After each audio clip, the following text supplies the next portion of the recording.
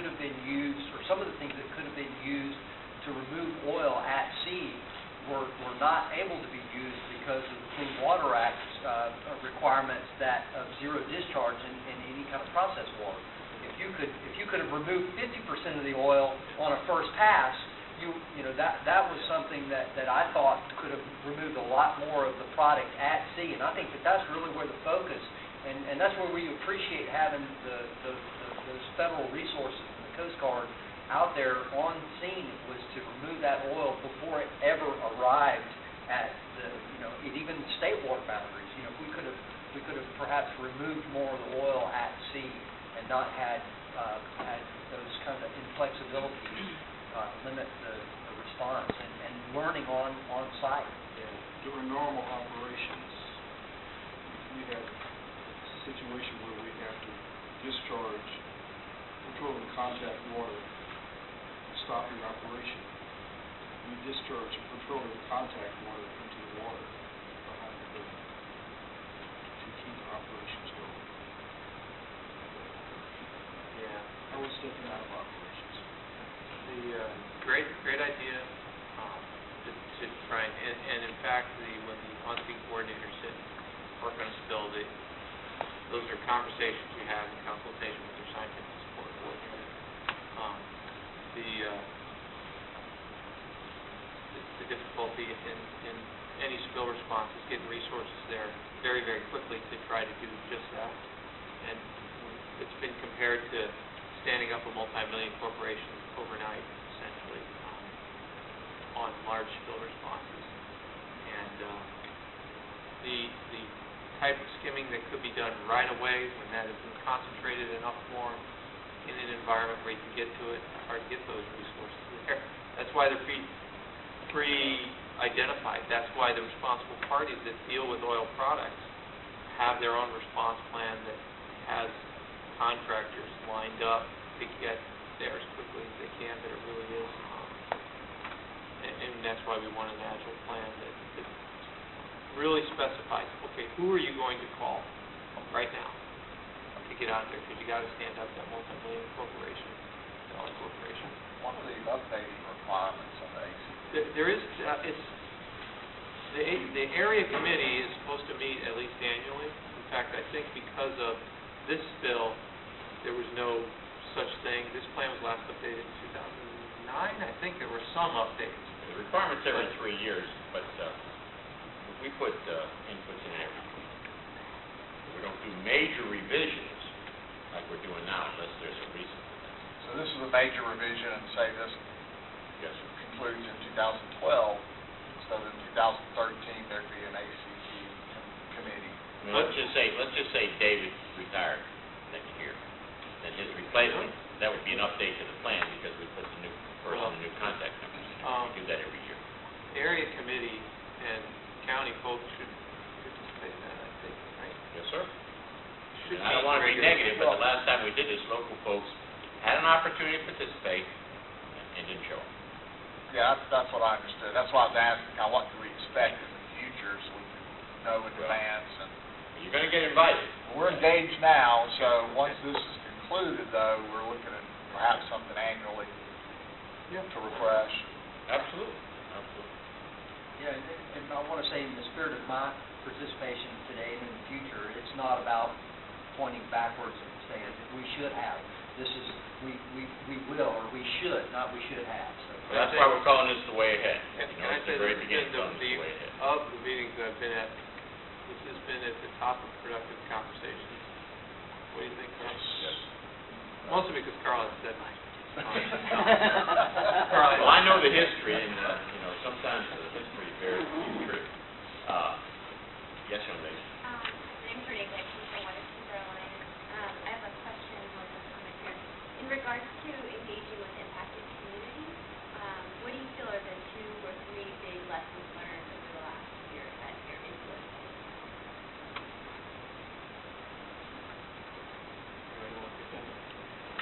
I don't. Aside from kind of what we've been talking about, I mean, that the fact that we get local government experts in, I would say there's a few things.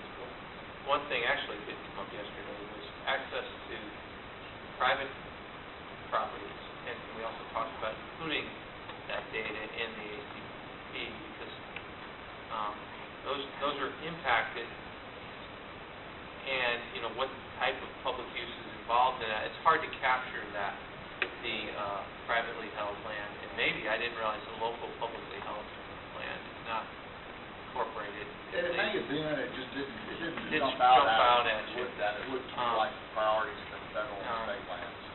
That's a piece of it. Another piece that comes up is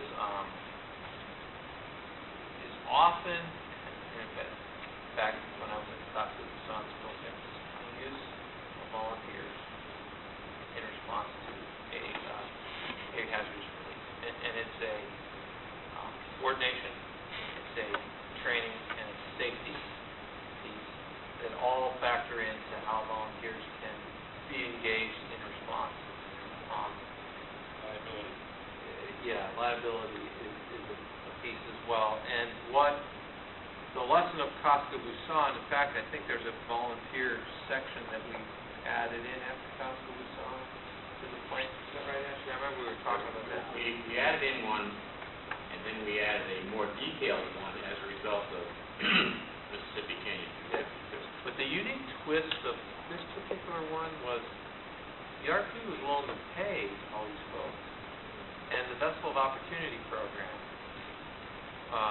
which BP incorporated as really their thing, which was not part of this thing, and whether that worked or not, it was the additional resources on scene were helpful in light of the scarcity, because the community of spill responders was sort of dwindling, because thank goodness spills were actually becoming less. Okay? We weren't getting all these huge spills, and so the resource piece was not as robust as it might have been after the Exxon Valdez and immediately after we had large spills. So these private resources, to apply them to the spill and figure out a manageable way to do it is a hard piece, and we still haven't resolved it because BP chose to do that in this instance. If I don't have a BP, I'm probably not directing a responsible party to do that, okay? But people are going to go, well, there were VOOs last time, how come you're not hiring my fishing boat this time? And so expectations on engagement with those private citizens that want to help, and maybe next time want to get paid to help, and maybe the local elected officials would like to have their local community people paid to help, is probably not going to find its way into a plan, but it's a lesson, it's a habit, or it's an expectation that we might have to manage next time, I would say. Would you agree with that, Captain? I agree 100% with that, and I can tell you that if you had 10 people here, 5 would say the VOO program was great, and 5 would say the VOO program is too much to administer. What I mean by that is, the federal government had to administer the VOO program. I don't know, they would have done the job well. That's DP3. Actually, and that's a really good example of it's not an either or, it's a how was it implemented. Something like a VOO would be very, very amenable to being managed at the local level. In fact, even if Santa Rosa County or Walton or Okaloosa doesn't have a staff of 30 environmental, they have somebody there that knows the waterways, and that's the kind of response. I don't think it's it didn't work here, we're just going to get rid of it. I think the challenge is in the creativity of all this is in using what worked better. In fact, that's how it found its way into lessons learned from Costa Busan, and that we incorporated was that we're going to take volunteers, and the way I do it is I hand it to the state guy often, because we're anxious as the federal government about going right to the local communities and not cut the state in on that. And that's what BP did. Of course, they handed the money to the governor and said, you decide who gets it. And then, of course, that creates interesting issues. But with the volunteers, that was the way we were going to go, was work through the state, work through their local communities, who knows who the volunteers are, and can reach out to those folks. Now, some of them are national volunteer organizations, of course, that want to be part of it, and then now you're engaging with the national volunteers. Well, you do it in Stafford Act responses. States and communities have figured out how to do that in Stafford Act responses. It's just, and in a spill where there's someone responsible, and it's the big corporate monster, people expect money to be on the table. Often. And the VU could have worked better. Now, we've actually got phone calls and face-to-face conversations with these guys, and they were saying, look, they're telling me to go over here, but I'm going right past where I know the oil is. And it was just that bringing in these companies that had people that were just completely unfamiliar with the area, trying to manage something like that. It wasn't a flaw in the tool. It was just, it could have been implemented a little bit better. That's another great way to have that logo. Before I My leave friend from you, Santa Rosa County. before I leave you, was there something that you suggested in the local engagement that you think?